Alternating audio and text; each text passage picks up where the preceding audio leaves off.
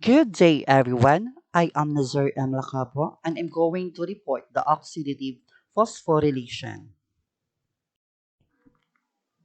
Oxidative phosphorylation or electron transport link phosphorylation or terminal oxidation is a metabolic pathway in which cells use enzymes to oxidize nutrients, thereby releasing the chemical energy stored within the nutrients in order to produce adenosine triphosphate. So the electron transport chain is a series of proteins and organic molecules found in the inner membrane of the mitochondria. Electrons are passed from one member of the transport chain to another in a series of redox reactions. Energy released in these reactions is captured as a proton gradient, which is used to make ATP in a process called chemiosmosis. Together, the electron transport chain and chemiosmosis make up oxidative phosphorylation. So now I'm going to present to you the case steps of this process. So now I'm going to present to you the diagram. First, the delivery of electrons by NADH and FADH to start subscript to end subscript. Reduce electrons carriers NADH and FADH to start subscript to end subscript.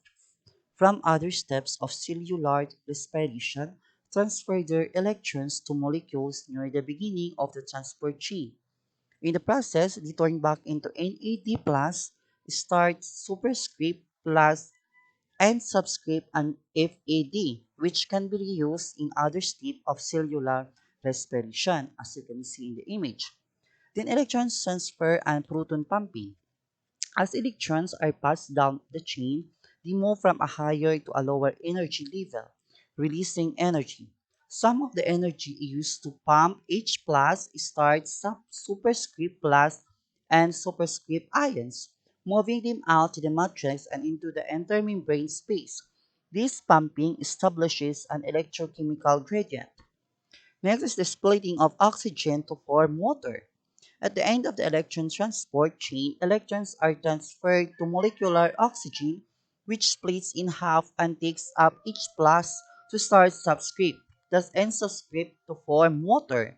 The last one, gradient driven by synthesis of ATP, as H plus starts subscript plus N subscript ions flow down their gradient and back into the matrix.